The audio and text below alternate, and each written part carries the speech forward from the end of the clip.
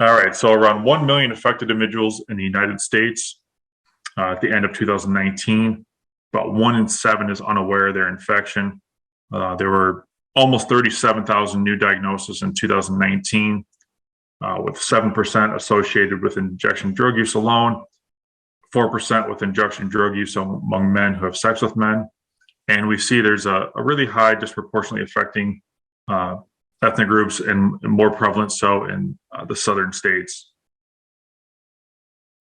It is, while anybody can get HIV, it is largely transmitted through sexual activity, predominantly through men who have sex with men.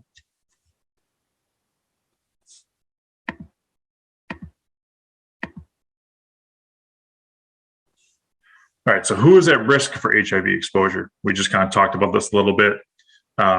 There was a pretty well-known incident that occurred in Indiana where they saw a really high increase in the number of individuals who have HIV. And what we've kind of seen here, it's also occurred in Massachusetts as well.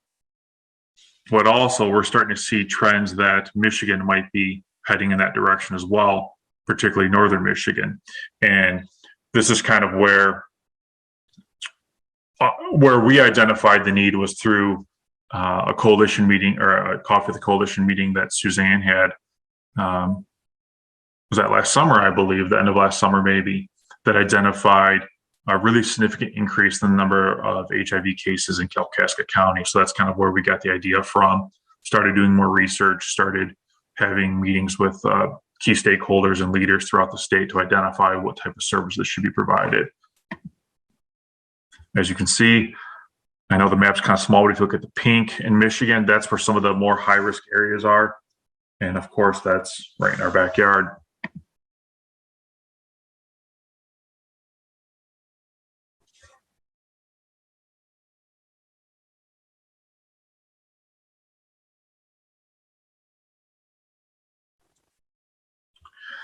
In addition to these counties, particularly Kalkaska County, Mount Calm County was another county that was identified as being on the rise. And then parts of southeastern Michigan are also on the rise. There was a statewide or a countrywide study done to identify like what are the top areas of concern and throughout the country. And one of the top 3 was northern Michigan.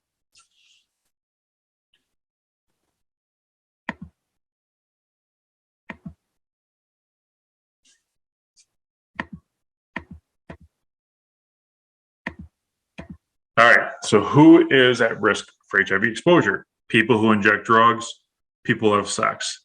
Now, to me, and I've thought about this recently, I thought, well, if we know it's so effective, why don't we just prescribe PrEP to everybody once we know they have at least one risk factor, and sex is a risk factor, so why not just start prescribing it? So no, we shouldn't prescribe it to everybody, but it should be discussed with everybody. And I'm going to get into some of the toolkits that are available for providers to kind of help identify, once you've asked some basic questions of your patient and they meet one of these criteria, how do you determine then if they should be on PrEP?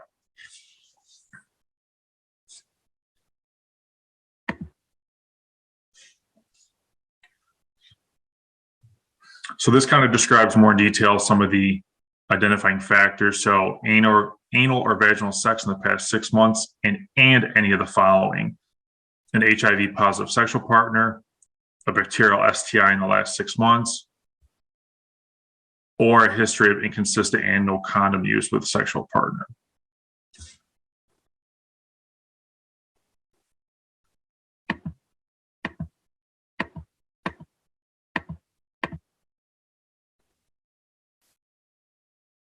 Chemsex is another factor. It's typically but not exclusively found among men who have sex with men.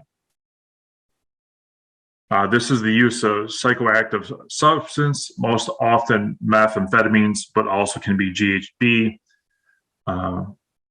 It's typical but not exclusively found among men who have sex with men. I know there's been some discussions about what caused some of the rise in HIV in Kalkaska County. And my understanding from speaking with DHHS through their qualitative interviews was that it was a number of sex parties that individuals were attending. And I don't know that the questions like this were asked, but I guess it'd be questioned is if some of this was taking place, and that would increase some of the risk factors as well. Use of methamphetamines in this setting is an independent risk factor for acquiring HIV. The risk doubles among SMS who use methamphetamines in the setting. This is due particularly in higher risk sexual practices and other, in that methamphetamines, as discussed earlier with opioids, are associated with immunological changes making HIV easier to acquire and HIV harder to control, with higher viral loads and lower CD4 counts.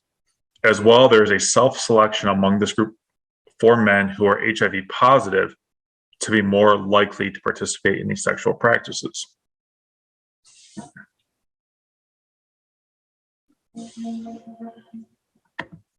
I'm not going to spend a ton of time on these slides. This just kind of goes into the different PrEP regimens, the types of medications and treatments that are available.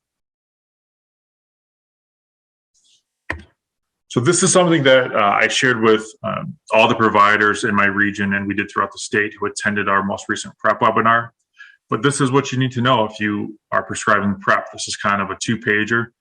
Obviously, we could blow it up so it's a little bit easier to read, but this kind of gives a baseline, a toolkit for providers so that they can ensure that they're treating the patients who need this the most.